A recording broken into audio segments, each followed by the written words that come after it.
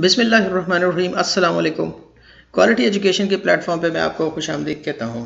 Tenses की series को continue करते हुए आज हम बात करेंगे प्रेजेंट परफेक्ट कंटिन्यूअस टेंस की। आप तो जानते हैं कि यही इंग्लिश सीखने का सबसे बेहतरीन और मौसर तरीका है और बग़ैर स्ट्रक्चर या फार्मूला जाने आप इंग्लिश नहीं सीख सकते। थोड़ा सा अगर हम रिकॉल करें तो आप देख सकते हैं स्क्रीन पे कि टोटल हमारे पास 12 टेंसेस होते हैं। हम आज चौथा पढ़ रहे हैं जो कि प्रेजेंट टेंस की चौथी फॉर्म है जिसे प्रेजेंट परफेक्ट कंटिन्यूअस टेंस कहते हैं। और इसके बाद हम पास्ट की तरफ जाएंगे, उसमें भी 4 कंडीशन होती हैं, देन फ्यूचर की तरफ। तो आज हम क्या करने वाले हैं, present perfect continuous tense with complete practice exercise. इतनी डिटेल एक्सरसाइज की प्रैक्टिस तो नहीं है, लेकिन मैं बुनियादी सारी चीज़ें आपको बता दूंगा ताकि आप अगर मज़ीद प्रैक्टिस उसकी करना चाहें तो आगे मर्ज करके दूसरे टेंसेस के साथ आप उनकी प्रैक्टिस कर सकते हैं। So let's get started. अभी तक अगर चैनल को आपने सब्सक्राइब नहीं किया तो इसे सब्सक्राइब प्लीज़ कर दीजिए और घंटी के बटन पर ज़रूर क्लिक कीजिए ताकि आपको नई आने वाली वीडियो का पता चलता रहे। तो पढ़ने जा रहे हैं प्रेजेंट परफेक्ट कंटिन्यूअस टेंस। सबसे पहले हम टेंस को पहचानते कैसे हैं, how to identify the tense. तो उर्दू में अगर आप सेंटेंसेस को देखें लाइक जिनके एंड पे आ रहा हो, रहा है, रही है, रहे हैं, रहा हूँ और साथ में वक्त का तायुन भी हो। वैसे तो अगर रहा है, रही है, रहे हो दिया हो तो वो तो प्रेजेंट कंटिन्यूअस टेंस होता है, लेकिन अगर साथ में टाइम मेंशन हो, आपको एक पर्टिकुलर टाइम दिया हो तो आप समझ जाएंगे कि ये प्रेजेंट परफेक्ट कंटिन्यूअस टेंस है। फॉर एग्जाम्पल, मैं इस कॉलेज में 2 साल से पढ़ रहा हूँ। I have been studying in this college for 2 years।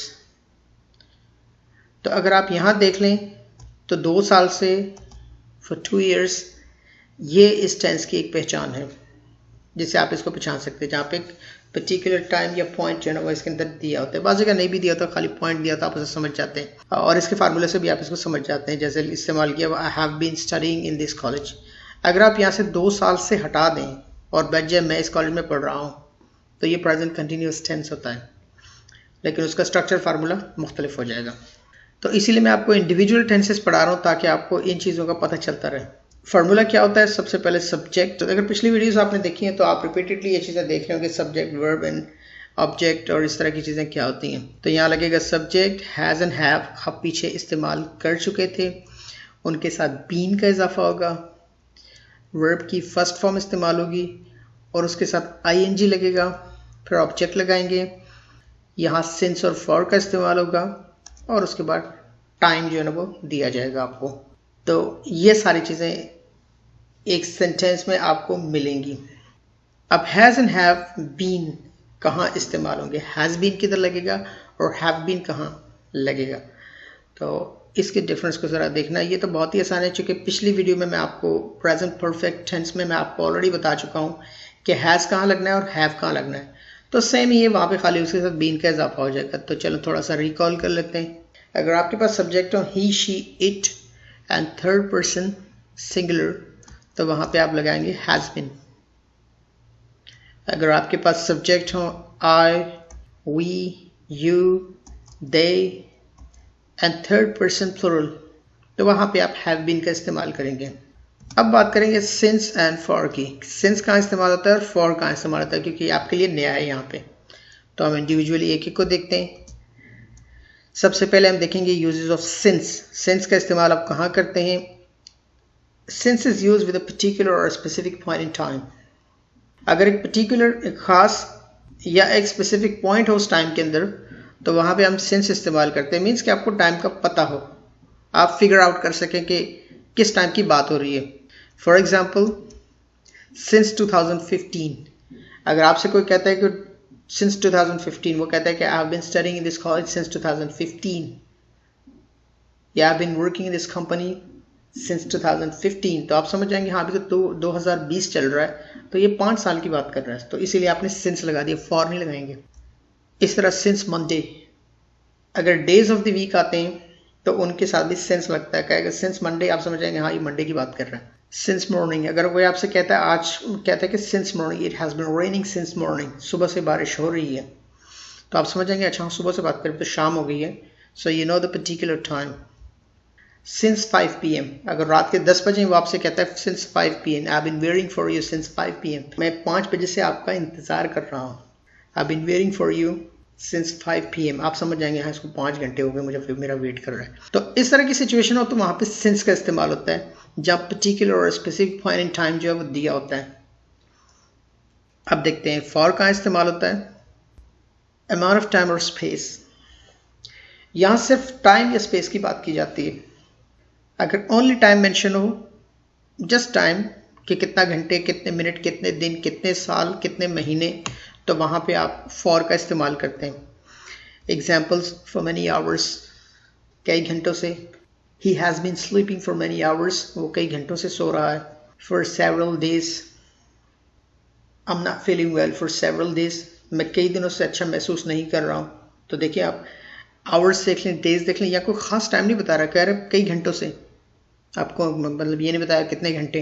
For few months, कुछ महीनों से। For the long period of time, लंबे अरसे से। इसी तरह अगर कहें कि 2 घंटों से, 2 आवर्स, उसके साथ भी फॉर लगेगा। 5 घंटों से, 5 आवर्स, उसके साथ भी फॉर लगेगा। आप प्रैक्टिस करते हैं सेंटेंसेस की। एक्शन जो पास माजी में शुरू होता है और अभी तक चल रहा होता है, जैसे आप कहते हैं कि मैं 5 साल से इसी घर में रह रहा हूँ, I been living in this house for 5 years, कि 5 साल पहले शुरू हुआ था और अभी तक चल रहा है, और अभी तक एक्शन चल रहा है, तो उसके लिए हम ये टेंस इस्तेमाल करते हैं। तो चलो अब हम देखते हैं इंडिविजुअली, मैं आपको सेंटेंस बनाने का तरीका सिखाता हूँ। तो ये आपका फार्मूला जो मैंने पीछे आपको बताया, या टाइम नहीं लिखा हुआ but you can mention the time also. मैं लंदन में 4 साल से रह रहा हूँ। सबसे पहले आप देखेंगे सब्जेक्ट, मैं, इंग्लिश होती है I, have been, I have been. Verb क्या है आपका, रह रहा हूँ, वर्ब के साथ आईएनजी भी लगेगा, तो वर्ब है आपका लिव, रहने की इंग्लिश होती है लिव, तो उसके साथ आईएनजी लग जाएगा, live in, I have been living.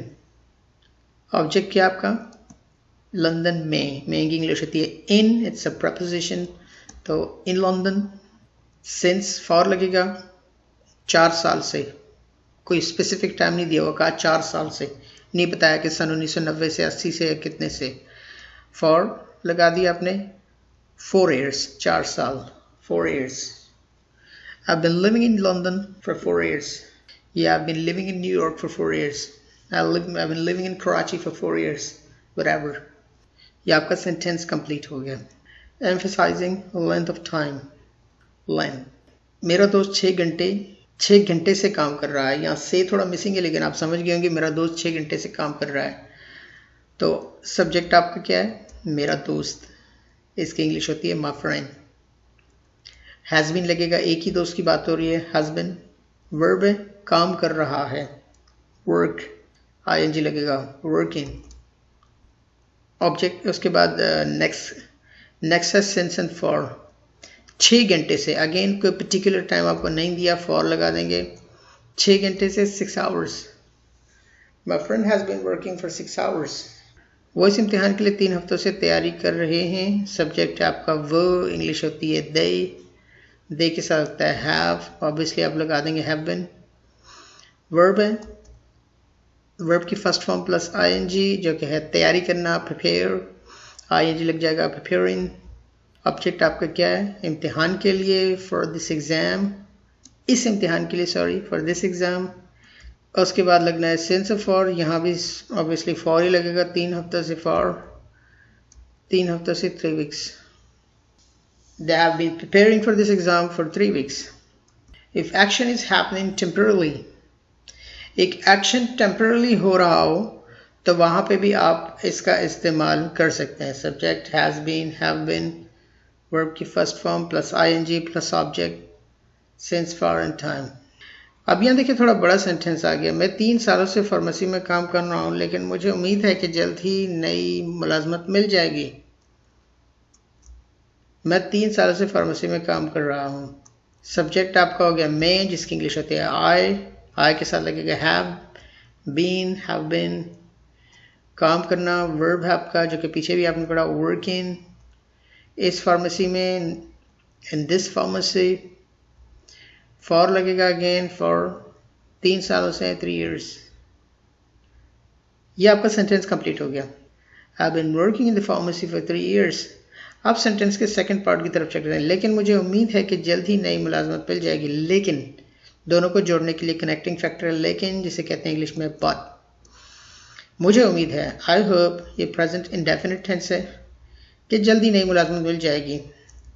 To find new job soon, I hope to find new job soon. तो ये आपका सेंटेंस हुआ। I've been working in the pharmacy for 3 years, but I hope to find a new job soon. अब बढ़ते हैं negative sentences की तरफ। ऐसे सेंटेंसेस जिनमें किसी बात से इनकार किया जाए। फार्मूला सेम ही रहेगा, ओनली आपने नॉट लगा देना जो सामने आपको नजर आ रहा है। किसके दरमियान? हैज, हैव, बीन के दरमियान नॉट लगा देना। एक सेंटेंस बनाते हैं, रिहाइश बदलने के बाद से वो वक्त पर दफ्तर नहीं आ रहा है। आपके किसी दोस्त ने अकोमोडेशन चेंज की है, अकोमोडेशन चेंज करने के बाद उसका घर शायद दफ्तर से दूर है और वो टाइम पे नहीं पहुंच पा रहा है, तो आप ये सेंटेंस बनाएंगे। आप कहेंगे रिहाइश बदलने के बाद से वो वक्त पर दफ्तर नहीं आ रहा, यहाँ पर्टिकुलर टाइम आपको दिया हुआ है। सो सब्जेक्ट है आपका वो, जिसकी इंग्लिश होती है ही, हैज़, हैव, नॉट। अब ये लगाना है आपने, ही के साथ हैज़ लगता है, he has not been. Verb है आपका आ रहा है, आना, आना, कम, कम इन आप लगा देंगे। Has not been come in, किधर आना, ऑब्जेक्ट क्या है, वक्त पर दफ्तर। To the office in time, ये पूरा आपका ऑब्जेक्ट बन गया। To the office in time या सिंस लगेगा, कि पीछे मैंने आपको डेफिनेशन में बताया था कि खास टाइम या पॉइंट हो, तो यहाँ पॉइंट की बात कर रहे हैं। सिंस, रिहाइश बदलने के बाद, since he has changed the accommodation. इसको आप ऐसे भी लिख सकते हैं, since changing the accommodation, but this is the exact वे। आप इसको इस तरह बनाएं तो ज़्यादा परफेक्ट रहेगा। तो एक परफेक्ट कंटिन्यूस टेंस आ गया और एक आपका परफेक्ट टेंस आ गया। He has not been coming to the office in time since he has changed the accommodation. Interrogative sentences की तरफ बढ़ते हैं। इंटेरोगेटिव सेंटेंसेस में आपको पता होगा कि हैज़ एंड हैव या हेल्पिंग वर्ब या ऑक्सिलरी वर्ब शुरू में लग जाता है और आखिर में लगता है साइन ऑफ इंटेरोगेशन या सवालिया निशान। तुम कई दिन से मुझसे झूठ क्यों बोल रहे हो? ये मैंने मिसाल दी, आप तो फार्मूला आपके सामने, आप तो कुछ भी यहाँ लगा के बना सकते हैं। Has, have, then subject. आपको पता है हेल्पिंग वर्ब शुरू में लग जाना है, लेकिन क्यों बोल रहे हो, वाई, वेयर, व्हाट, हाउ, इस तरह की चीज़ें जब भी होती हैं तो ये हेल्पिंग वर्ब से पहले आती हैं, इनके बाद हेल्पिंग वर्ब आता है। तो यहाँ क्यों कह रहे, क्यों की इंग्लिश होती है वाई, हैव, और सब्जेक्ट है आपका तुम की इंग्लिश होती है यू, और साथ बीन लगा दें जो कि सब्जेक्ट है। वाई हैव यू बीन, आपका वर्ब क्या है, झूठ बोल रहे हैं। झूठ बोलने की इंग्लिश होती है लाई। झूठ बोलना एक कंप्लीट वर्ब है जिसकी इंग्लिश होती है लाई, और उसके साथ आईएनजी लग जाएगा, line. Why have you been line, मुझसे, ये आपका ऑब्जेक्ट है। टू मी, कई दिनों से, फॉर लगेगा। मैनी डेज, मैंने आपको पहले बताया था अगर कई दिन, कई घंटे, इस तरह की चीज़ें आती हैं तो वहाँ आप क्या कर देते हैं, फॉर लगा देते हैं। For many days, for several days, या कुछ भी आप कह लें। Why have you been line to me for many days. तो आज के लिए इतना ही। वीडियो को लाइक करें, आपको पसंद आई है, दोस्तों के साथ इसे शेयर कीजिए, और कमेंट सेक्शन में आप अपने कमेंट दे सकते हैं वीडियो के बारे में। आप मुझे फॉलो कर सकते हैं ट्विटर, फेसबुक एंड इंस्टाग्राम पे।